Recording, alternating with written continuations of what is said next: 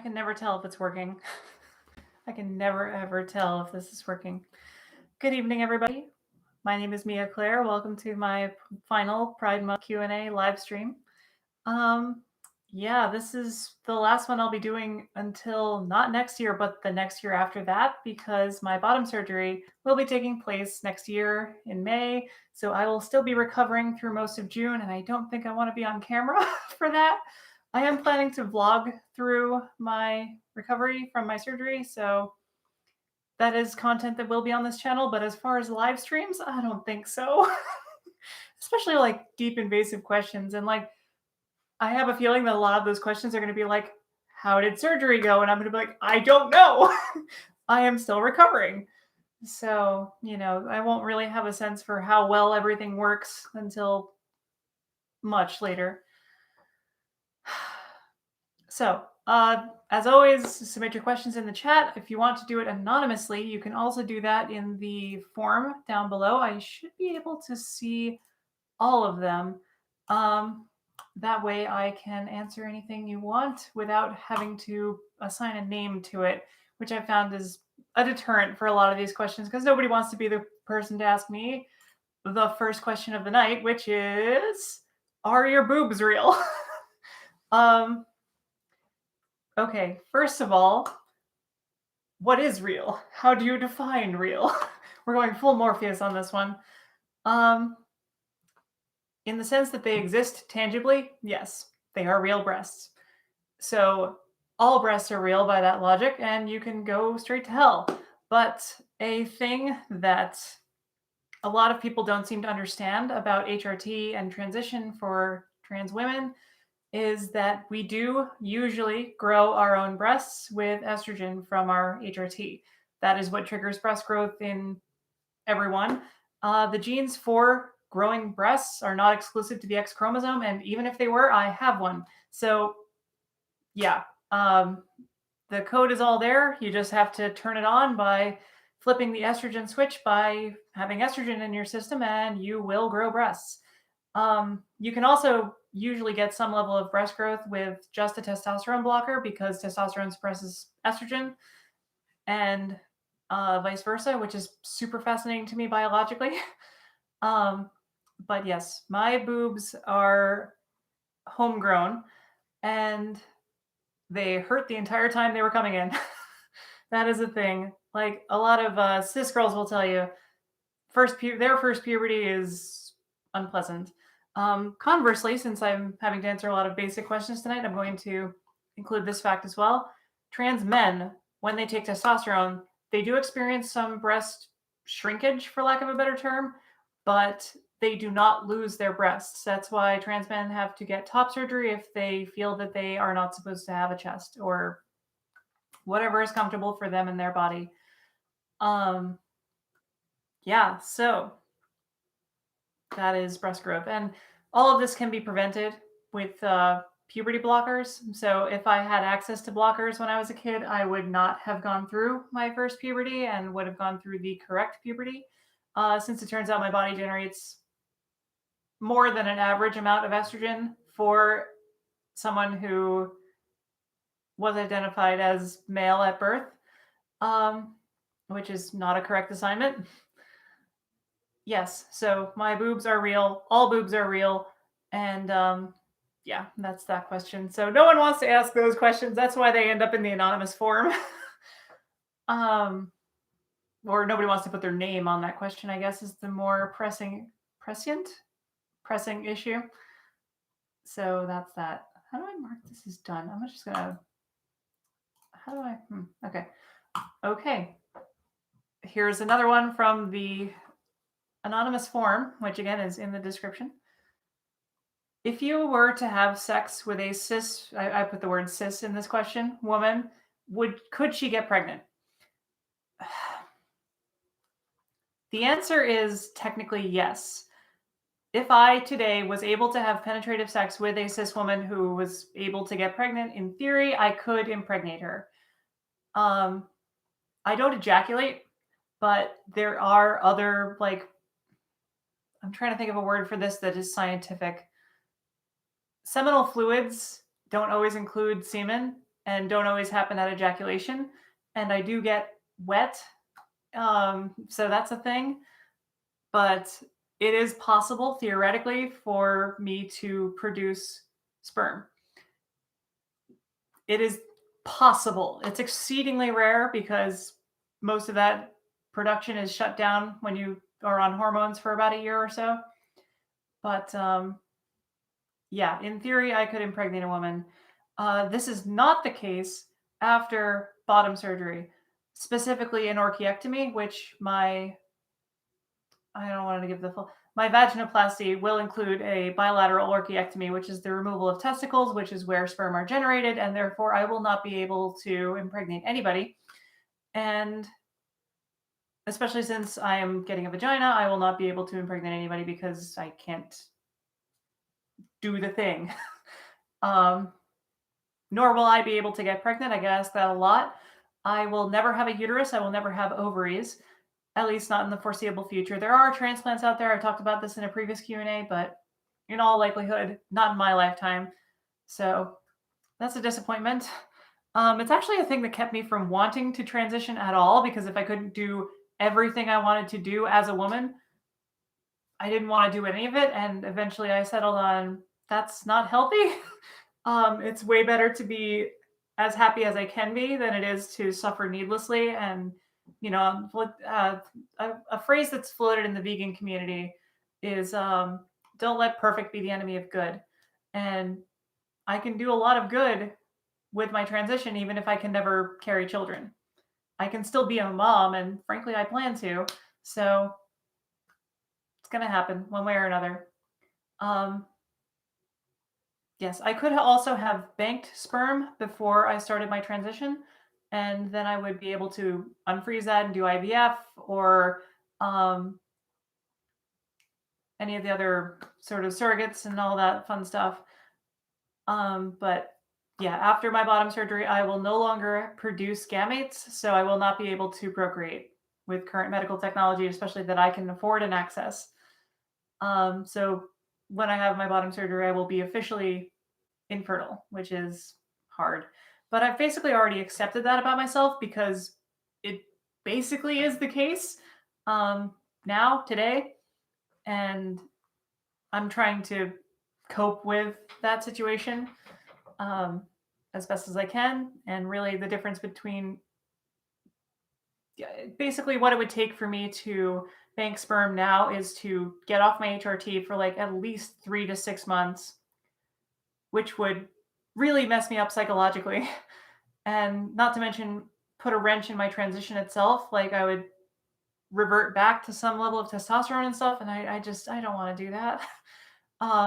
The steps that it would take for me to procreate with somebody today are such that I would not do it. It's not something that I feel that I would be able to handle. Not that I'm saying it wouldn't be worth it, and I'm super proud of the people who can. For me, I can't do that. And it's easier for me to accept myself as being infertile with still having the risk of impregnating people without that. So just, I consider myself infertile, except in cases where I'm trying to not impregnate somebody. Okay. That was a fun one. Someone is on my Instagram. How are your new needles different? I actually have one here for demonstration purposes. This is one of my new needles. So technically it's a new syringe and a new needle because they are separate pieces. Um, what makes this different? I was previously using a 22 gauge needle, which is much wider than this one. This is a 25 gauge, and it was also an inch long. Previously, I have used 25 gauge needles when I was doing injections on my thighs, and I loved them. I thought they were fantastic. They got the job done. They weren't too narrow to actually push the estrogen through because it does offer more resistance as you're pushing it out when it's through a narrower needle, which makes sense. The biggest reason I wanted the smaller needles is because I tend to hit things like veins, and Amanda is doing my shots now. So she doesn't particularly enjoy hurting me, like the good girlfriend that she is, because definitely want her to hurt me. Um, yeah, so narrower needles, nice good length. That was a 5/8 inch. This is a 1 inch, and that allows the right depth for gluteal injections. I do my shots on my gluteus medius, which is why you no longer see photos of my injection sites because it's just my backside, and I don't really want to share that with the world. So that's what makes the needle different. The syringe is really the star of the show, and I've been asking for this ever since my Vlogmas Day 11 in 20, I want to say 19, um, during which I had the needle portion of the two pair here break off inside of me. It popped off the syringe while it's still inside of me during my injection. And that was an experience I don't wish to repeat. Once you've had that happen once, you never want to do it again. So that syringe is a different style than this syringe. This is still a 1 milliliter syringe, but instead of a slip tip, which is where it just slips on like my previous ones, this is called Lock, which is a proprietary whatever, but it's basically a twist on. So that's how you take it on and off. And it cannot just pop off because it's got twisting motion required. So by the time you're putting that amount of force in, something else is going to break.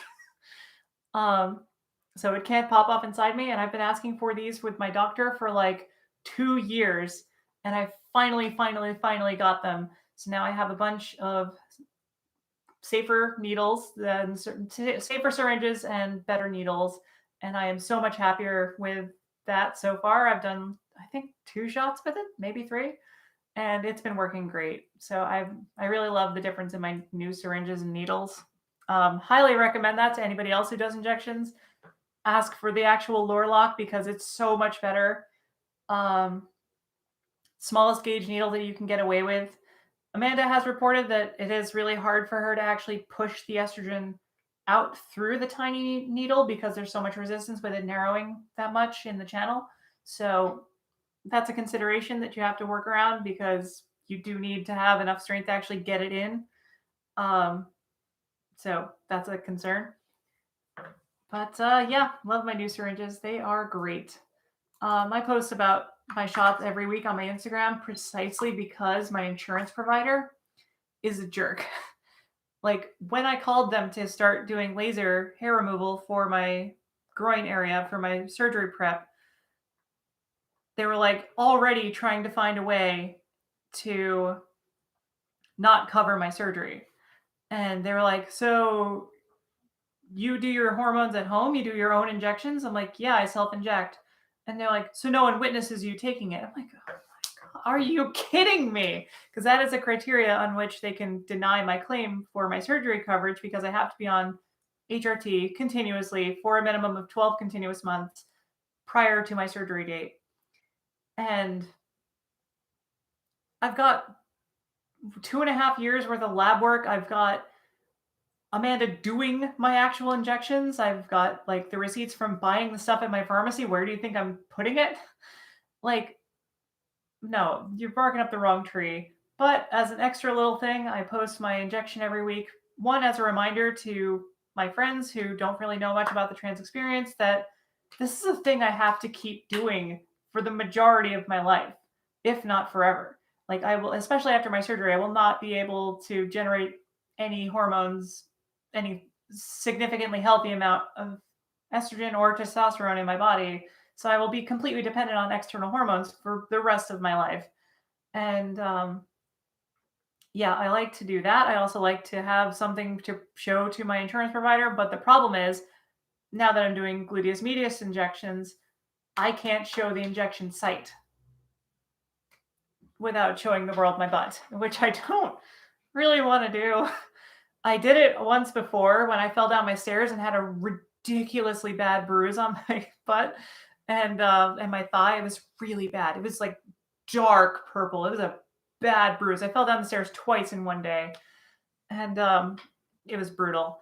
But I blocked out everything so you couldn't even tell what part of my body it was. But it's my butt, and I didn't want to like show that every single week. Nobody wants to see my butt. I hope. Um, and yeah, so it's hard to like, it looks like I just set everything up.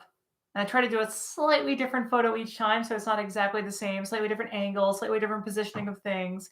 But like, there's no way to show that I actually did it. So I'm hoping that just like having the witness with me, namely Amanda, and having all the lab work and everything is going to be more than enough proof for these people. It's insurance. Their entire job is to try to find a way to not have to pay for your medical care. It's messed up. Welcome to America.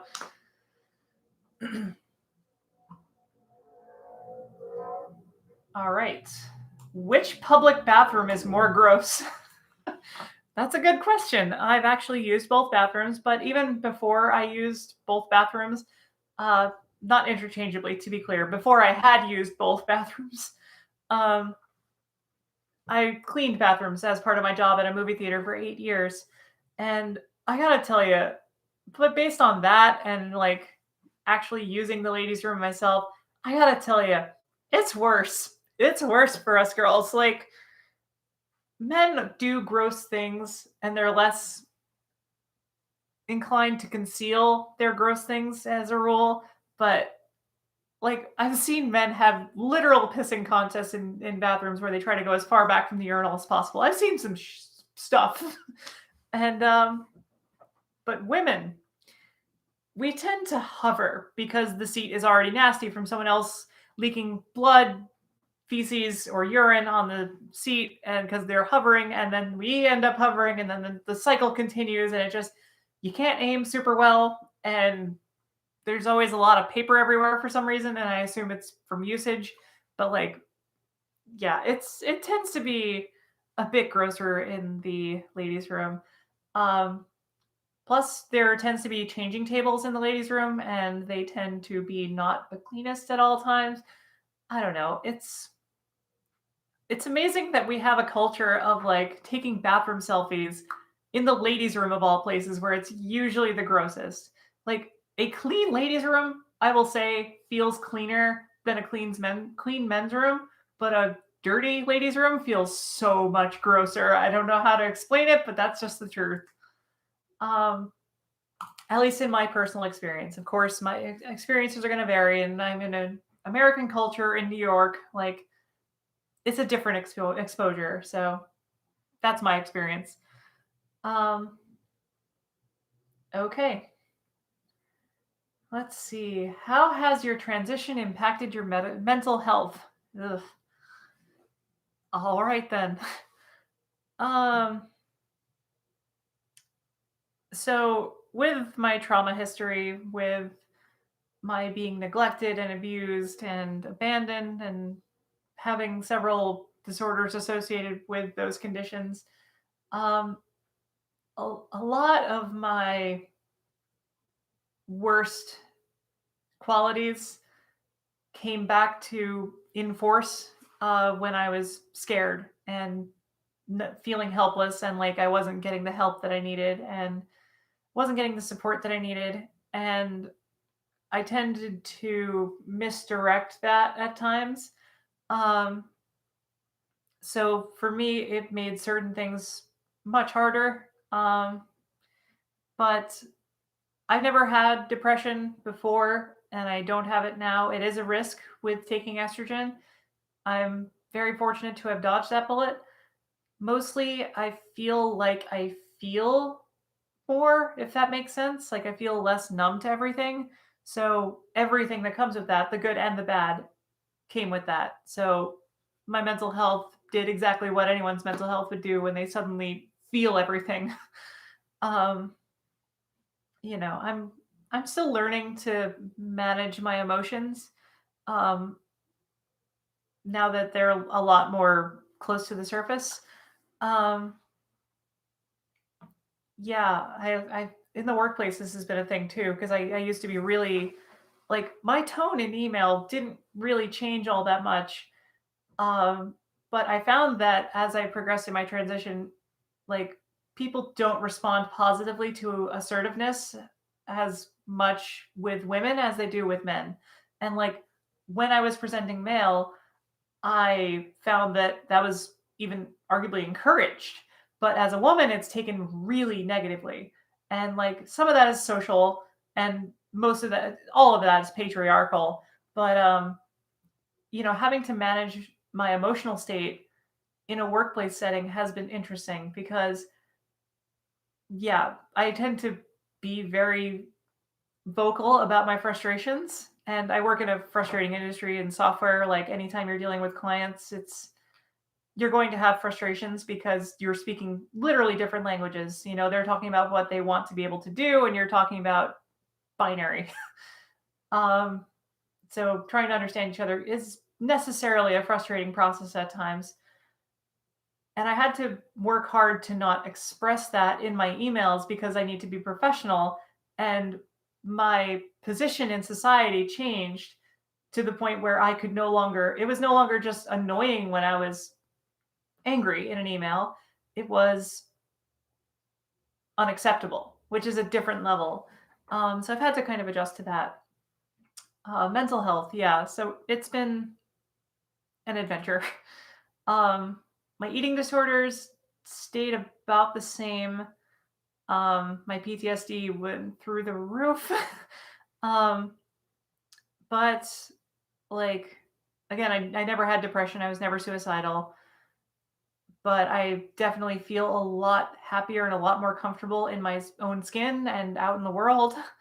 Um, but I also have this like new element of being afraid of getting frankly murdered or, assaulted in some fashion that I never really had to deal with before. And like, this is one of those things where when I'm talking to my cis girlfriends, like, they're like, what was it like? And I'm like, I could walk out in the middle of the night with headphones in, and 90% of the time I never had to worry.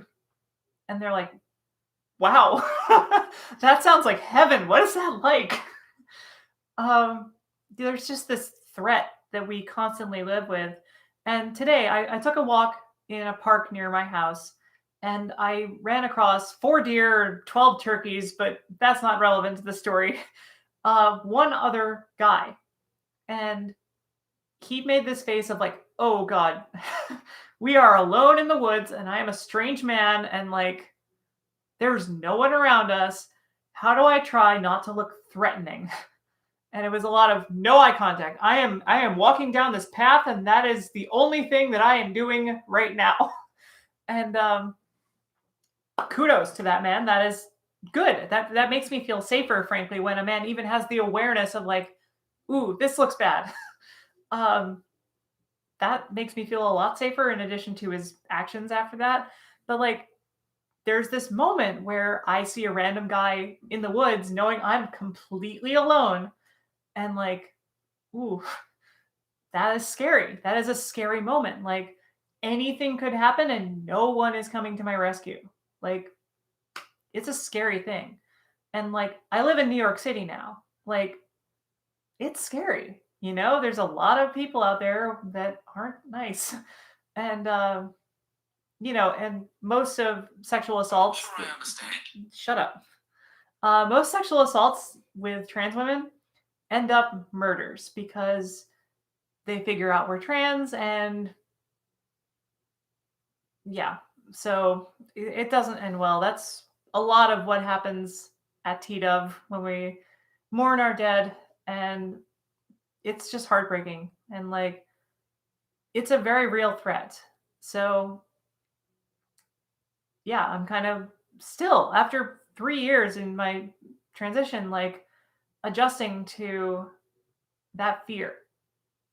And yeah, I have a bunch of apps on my phone where I can like share my location. I have 911. Yeah, I've got my watch that I can call 911 with. Like, for all the good that will do me in the 20 minutes it takes for them to get there. But like, I'm doing the steps that I can, and it's legal for me to have pepper spray in New York, so I do. And the whole keys between your fingers thing. Like, I learned all of this a long time ago before my transition because I was always close with other women, shockingly. But there's a lot of trans women who do not know any of this stuff and are genuinely living unsafely and have absolutely no idea because they weren't indoctrinated with that fear. And it's scary. It's really scary out there. On that note. I'm going to jump to this question next because it feels like it flows logically from where I am at now. Uh, why do 40% of trans people commit suicide? Well, um, I don't know if you've noticed, but we are actively being legislated against a lot and having our rights taken away and constantly vilified by the media, underrepresented, misrepresented. We are all over porn and it's bad representation, like the worst. And yeah, it's rough. And like I know that I'm a lot happier being myself, but it does kind of suck being a political pawn. Like we're easy targets for people who are transphobic who don't understand what this is like at all and don't care to. It's unpleasant, you know? I and the physical act of transitioning is a lot of work and like you constantly feel like and sometimes this is even true and you can't argue with it like you're never quite going to know what you should have looked like, what you should have sound like, what you should be like if you were born in a society that accepted you for your gender rather than basing it on your parts. And it's a lot. You know, we're constantly bullied online. I constantly have people in my DMs being really creepy because they've watched way too much porn and have a very weird idea about what I am. Um, it's hard. It's a hard life, and every time I encounter a freshly cracked egg, a new trans person someone starting their transition, I tell them I'm like, I'm not gonna lie to you, this sucks. Like a lot of this stuff sucks a lot of the time, but it is still worth it. And some people unfortunately disagree. And like I've had to do a lot of things. I've had to cut out friends and family from my life based solely on my transition and them not being accepting of who I am and what I am. And that's hard. And a lot of people aren't willing or able to give that up. I've countless trans friends who have lost their family, including their children, over this. And like, it's hard. It's a hard life. And it doesn't need to be, it's totally artificial, but that is the world that we are living in. And it's hard. And it's commonly misunderstood that trans people are mentally ill, and that is why we commit suicide. And no, that is not the case. We are not mentally ill. There is nothing wrong with us. We just need medical care. And when we do not have access to that medical care and affirmation in our lives of our identity, of course we react like anyone would. If you are a cis guy and someone tells you your entire life that you're a girl and everyone around you backs that up, you might consider suicide yourself. Like, it's really, really taxing. And I don't know how to explain that in a way that makes sense because, like, at your core, you know who you are. And in your case, as a cis guy, you get to look at yourself in your bed at the end of the day, at night, in your most natural state, and affirm to yourself, I know that I am a man and everything matches the way that you're expecting. I don't get that privilege. Like, even after my bottom surgery, even if I got FFS and BFS and every surgery imaginable on the planet that it actually exists to correct the damage done to my body by my first puberty, some things would never change. I would never have been a teenage girl. I would never I mean, I was a teenage girl, but I didn't get to experience things from that perspective, if that makes sense. I would still have pieces of my body that I could not change. There are things that I just can't fix. And even if I could fix all of them tomorrow and wake up and be cis, I would still never retroactively have the experiences that I should have had. Like, what would my life look like if I were cis? I genuinely don't know. So that is a lot. A lot, a lot. And that is why this is such a problem. And honestly, I understand. Like, it's hard and it doesn't need to be, but it is. And I get it. Um, I like to tell people that are suicidal who are in their transition or can't transition for whatever reason that I promise you it does get better. It does get easier with time. You find yourself and you learn how to love yourself eventually. And yeah, you have to realize that it's society around you and those influences that affect you personally that are the problem. It is nothing to do with you at all. And I get it. I get the frustration. I get the anger. I'm angry about the fact that I have to be trans in this time in the world. But I am. And no matter how hard I tried to run from that fact, it did not work. So I'm going to try to make the most of it. That's all I can do. And I recognize fully that I have a privilege here. Like, I have access to HRT. I was able to change my name and documents. Like, a lot of people do not have that privilege. And I understand how that would affect people. And a lot of people cannot escape a toxic work environment, a toxic family, a toxic social circle. Like, I get it. I get it. I don't know. I pity those people, obviously, and feel completely powerless to help. And the only thing that I can do in the world is put this information out there and hope that people listen and try to understand what this feels like and what this is. Like, there is scientific research backing this. Like, we exist. This is a fact. And we have always existed, and we are who we say we are, and like all of these things. So I just try to remember those facts and do the most that I can and try to put some good out in the world and hope the world listens. We get told a lot as trans people that we are trailblazers, that we are making things better for the next trans kid up the block. And it's bittersweet because at the same time that I'm envious of those kids who are never going to have to live through the wrong puberty, it just makes me so angry that I had to. And that my parents didn't even know the word transgender until I came out, as far as I know. And like, it's it's hard because I want to fix everything that was, and I can't. But I can at least make it better for the next kid. And I try to remember that that has meaning and value, just not for me, and that's okay. Like, it's okay for me to feel selfish about this because this is my life. I'm the one that has to live in it.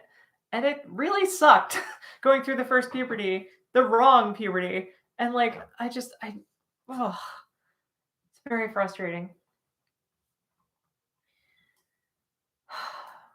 So, to anyone out there who is feeling suicidal, please get help. Please, I promise you, it can be fixed. It can be made better. It's never too late. And worst case, trust me, you can survive your first puberty, even if it's the wrong one, and still live a happy, healthy, long life. And yeah, I get it. All right. I had this one come in from a friend on Facebook. What does boys bleed to mean? So this friend was a little confused, and I want to get this out of the way. Trans men are men who are people who transition to men. They are men, but they were typically assigned female at birth. And yeah, so they are born with uteruses. I am not. I am a trans woman. I was assigned male at birth, and I do not have a uterus, nor will I ever have a uterus, and I will never, ever have menstruation. I do get periods, but I do not menstruate.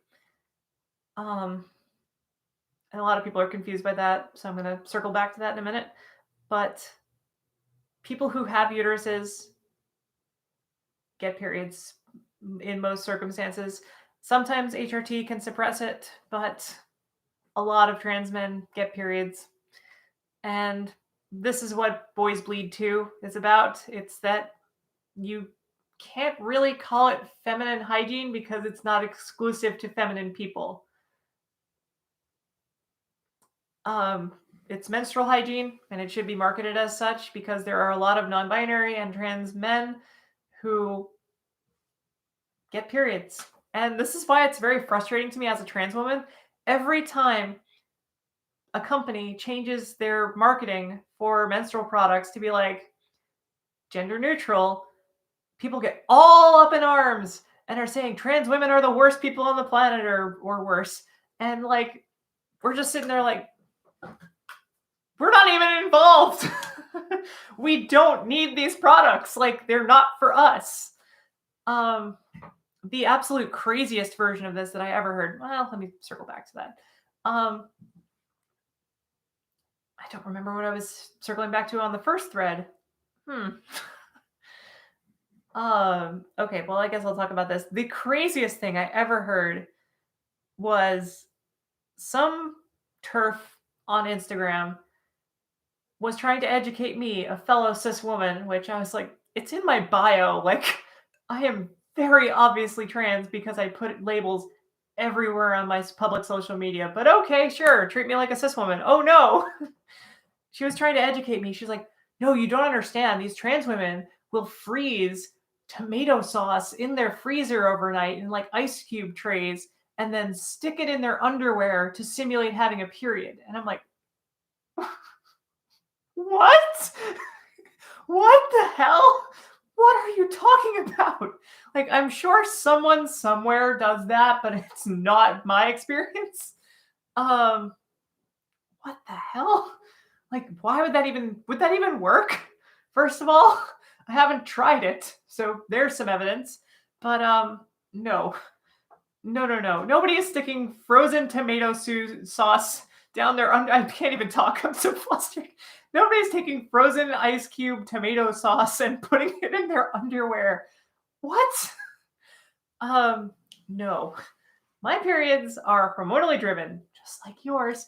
And yeah, they are cramps and intestinal issues. And frankly, they got a lot better when I changed my estrogen dosage down. So I'm very happy with that change. I kind of honestly lost track of it for a few months because it was hard to detect. But I do still get a period, and I found it again. Complete with all the irritability and the food cravings and the bloating and the everything. But much, much, much more mild than it ever was. Like, I was having abdominal cramps that lasted 5 days, and it was really hard to get anything done. I didn't feel like moving. It was rough. I was having cramps and I had to use a heated blanket and everything to try to manage everything. It was hard. It's really hard. But now it's more of an irritation level than it is like debilitating. So I'm happy for the changes I've made in my HRT that are responsible for that, because that was intense and I'm good. Thanks. Like, as validating as it is to have a period as a woman, I would also rather not have my period, and I feel like most women agree with me on this. It's annoying. It's inconvenient. And that was the other thing I tried to emphasize with this person, because of course I engaged with this person because I'm an idiot. And I was like, I do not want this to happen. And it happens anyway. I'm telling you, it's a physical thing.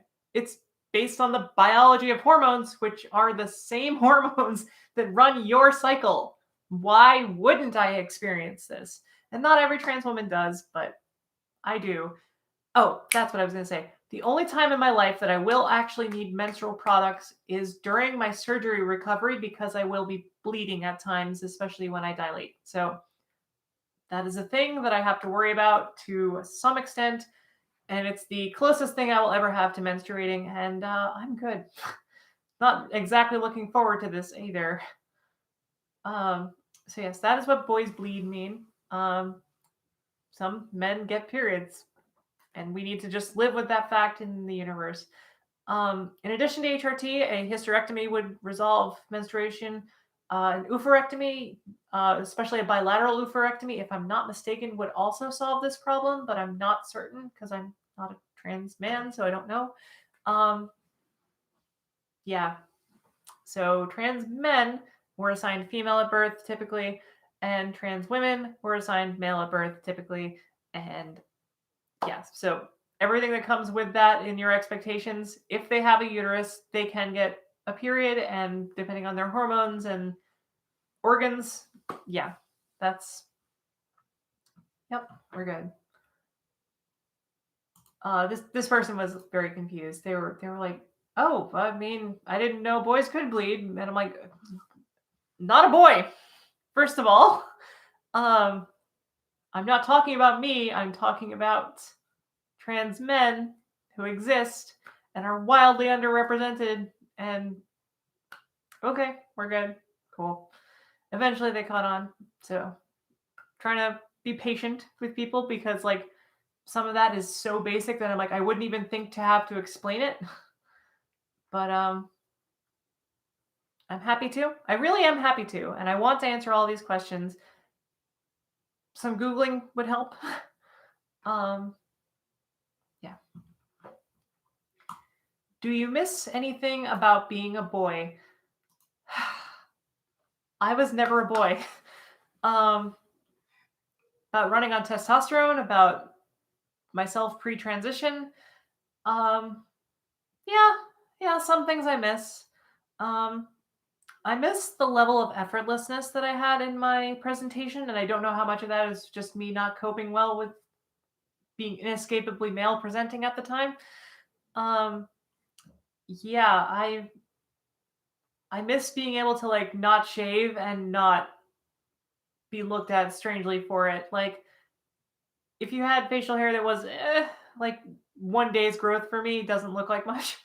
Um, People would be like, "Oh, you're growing it out again?" Like it would never like even if they brought it up, and most of the time they just assumed it was 5 o'clock shadow, and I never had to worry about that. But as a woman, I have to worry about that constantly, and it's a process.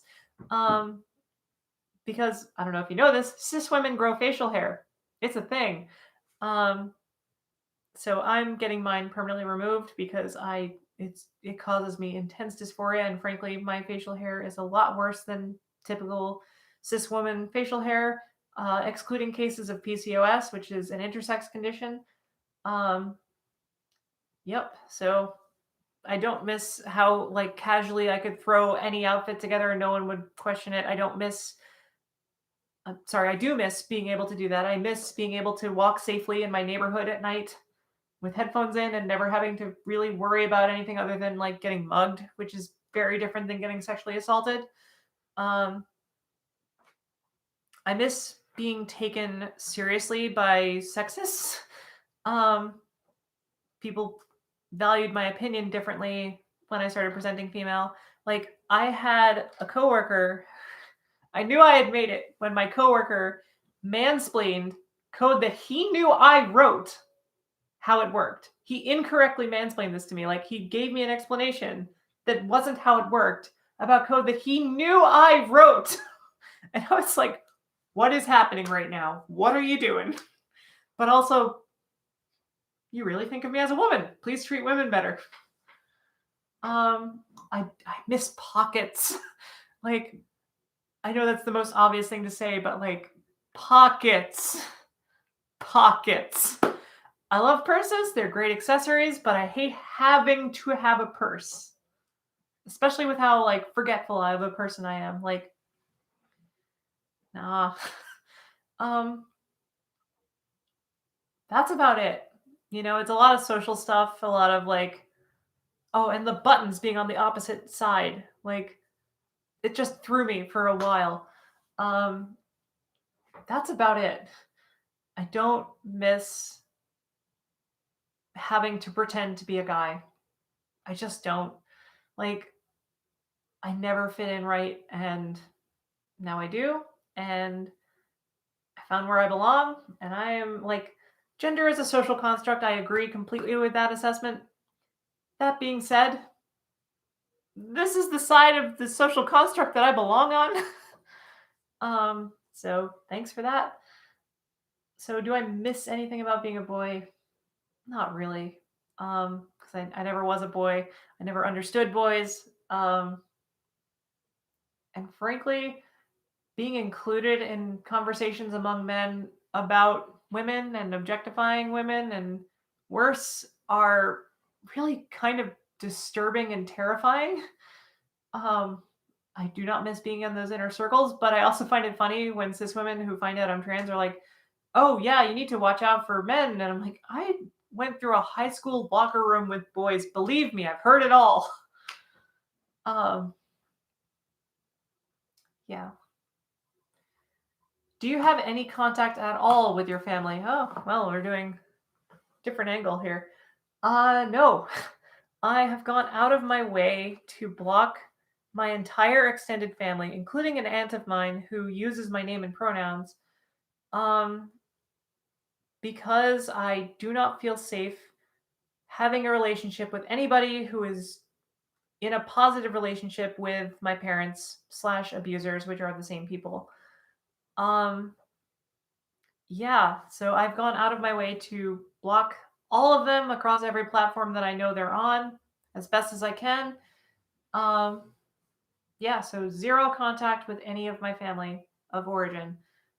And that is the only way that I'm going to feel safe in my life. And every time I've slacked on those boundaries or rolled back those boundaries, I've regretted it. And I just don't want to be in pain. I don't want to be abused.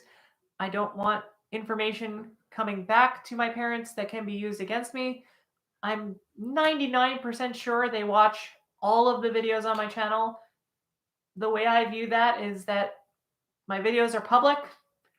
I'm always going to have unwanted followers, unwanted viewers, unwanted commenters, and I need to treat them exactly the same way. So that's what I do. Um, Not taking my public social media presence away. I just have to be really secure about how I handle blocking and protecting myself. So it's been instructive in a way. Um, yeah, so no contact with my entire family of origin. All right. Are you happier as Mia than you were as dead name? I'm replacing that. Um, Hello, friend from high school. um, Please never, ever, ever, ever, ever, ever, under any circumstances, refer to me by my dead name. Please. It hurts. It hurts a lot. Makes me feel like all the work that I've put into discovering and expressing my identity are for nothing because you can just take that all away. Totally removes my autonomy in the situation. Um, there's no reason to use that old name. There's absolutely no reason for it. It is not my name. It is not associated with me. Yes, it is the name that I used for many, many years, but it is not my name, and it frankly never felt like my name. There's a reason why most people went by my last name and why I kept my last name. Um, yeah, so please do not use my dead name ever. Um, to answer your question, yes, I am a lot happier as Mia than I ever was pretending to be not Mia. Um, yeah, it's pretty undeniable how much happier I am. And like this whole like as Mia, as if it's a character that I walk into. Like I'm not a full-time drag queen.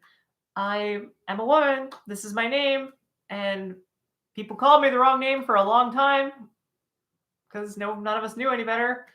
And can we just not think of me as having ever been a boy, as having ever had a different name? Because that's just, it never was mine. It was what was given to me, not who I was. So I never was dead name. I was always Mia. I just didn't tell y'all.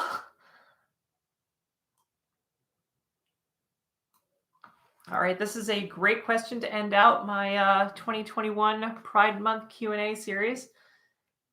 Why do you keep saying that this will be the third time you have to relearn how your body works? Referring to sexually. So I had to learn how my parts worked through my first puberty, like most people do. And I always had this weird disconnection between myself and my genitals. Like it didn't really feel like mine. Felt like some external thing grafted onto me. Um, anyway, the point is, I had to learn how to use those parts to achieve orgasm, to attain pleasure, all of that. Um, and I had to do that all over again when I started HRT because so many things about my body's response to stimulation and sexual response changed that I had to basically throw out the book on how my body worked. And it was really unsettling, but also really validating because, like, everything works better and more closely to how it's supposed to for me. But it is an adjustment. And after my bottom surgery, I will have to repeat this process with new hardware. And that is going to be an interesting time in my life. I will literally not know how my body works again. I'm going to have to relearn how to pee, which sounds silly, but it is different. So that's a thing I have to worry about. Like, I'm going to have to relearn how to sit down because right now I have to account for parts that shouldn't be there in the way. Um, yeah, there's a lot of like how to walk. Right now I have to worry about like things chafing and moving and like it's going to be different. And for me, it will feel better and closer to how I'm supposed to feel, I hope. I can't really know that, but I'm taking that leap of faith. But yeah, this will be the time that I have to relearn my body and how it works and how it responds to things for the third time. I'm not really looking forward to that, but I'm also kind of excited and eager because I want the parts that I was always supposed to have, and I'd like to just kind of erase everything from before. But yeah, no, this will be the third time, and it sucks because I'm 31 and I have no idea what I like sexually. That's a thing.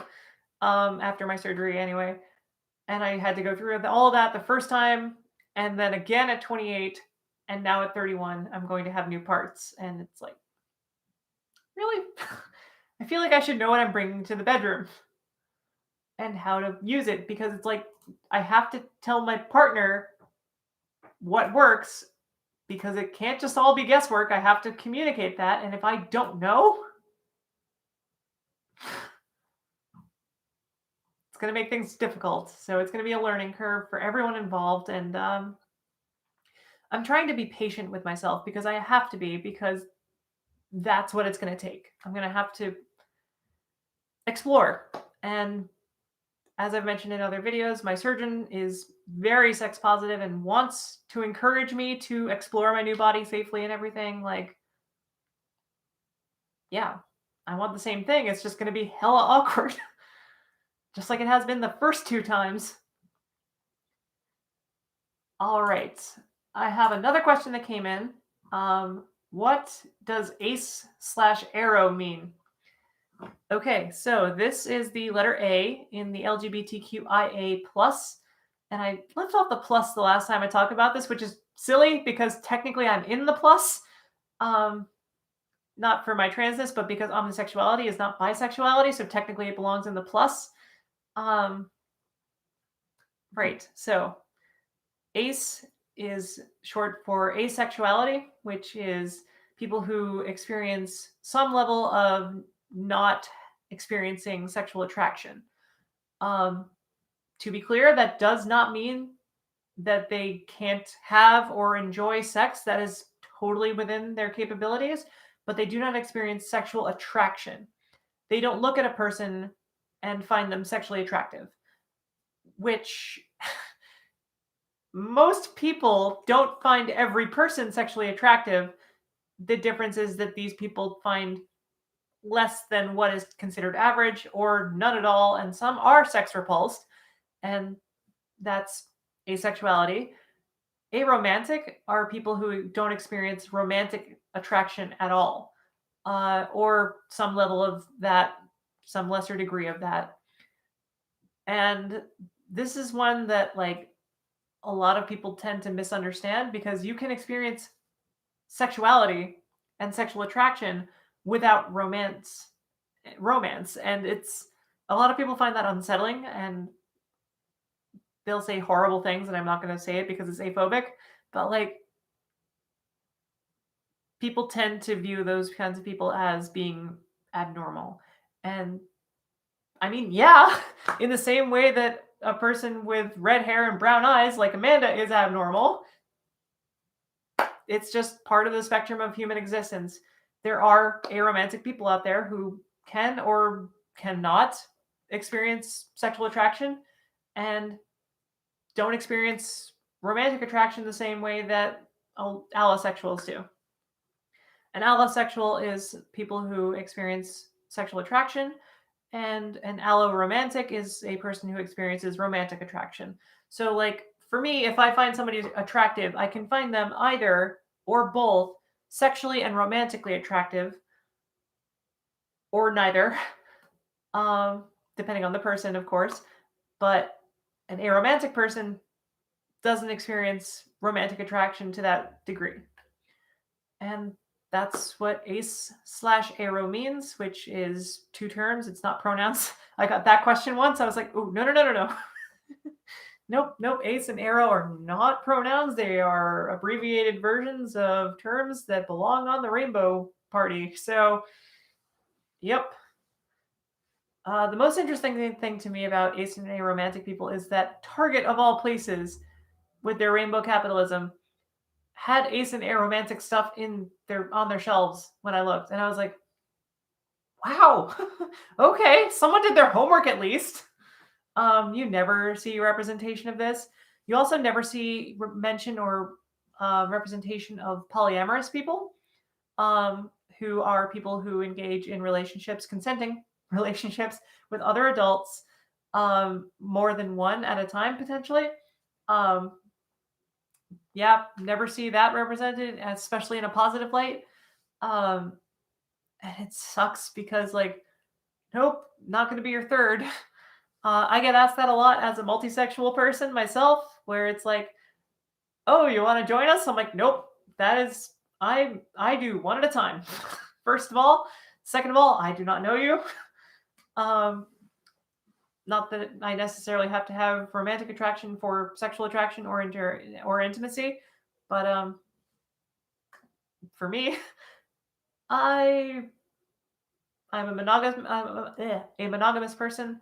I am with one person at a time, and if I have boundary crossing or like um, act on romantic or sexual or romantic attraction to somebody, I consider that cheating in my relationships. That's what I've agreed to with my partner. So yeah, it's basically just couple plus plus. Like, it's always the same negotiation of boundaries. It's always the same intimacy factors playing into it, everybody's attraction or lack of attraction, and how that interplay works. It's complicated, but it is a thing that exists, and that is what polyamory is. Um, Polysexual, by contrast, and this is a confusing use of the term, is a multisexual person who's attracted to less than all, but more than their own gender. So, um, usually this is a subset of different genders or lacks of gender. Some people, for example, wouldn't find a neutral person. Google it. It's not spelled how you think. Um, Say somebody doesn't find agender people attractive, but is attracted to everybody else, then they would arguably be polysexual, if they chose to label themselves that way. Again, I feel like label discourse is kind of this thing that, like, becomes more of a box the more you unpack it. Um, I am transgender and omnisexual. Those are the labels that I choose to use for myself because I feel like they most accurately reflect my experiences.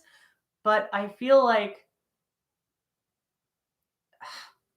if there was a better label, I would use that label. And I also understand the need to move beyond labels because I feel like they tend to box people in, and that's sort of against our entire point.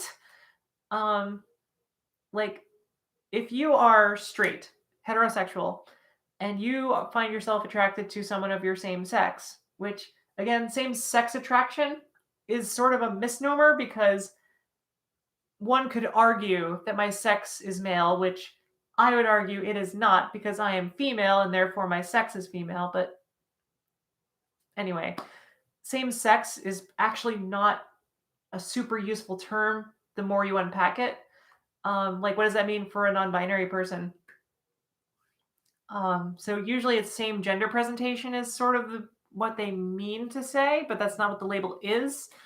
So if you are 100% straight and you only are attracted to people of the opposite gender, then you find yourself attracted to one person who isn't that gender.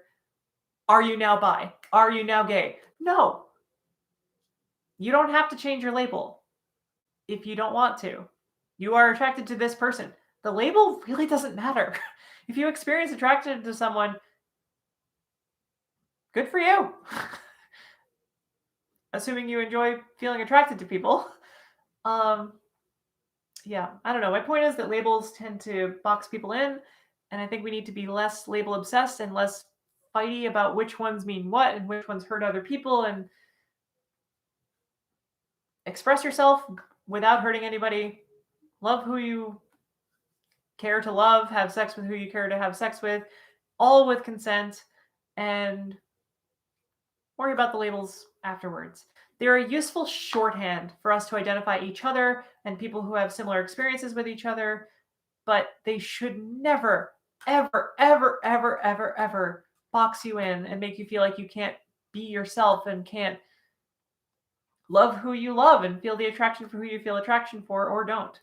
And I feel like this is a great place to end. Plus it's over an hour, so I want to go to sleep. I'm exhausted. I got 5 hours of sleep.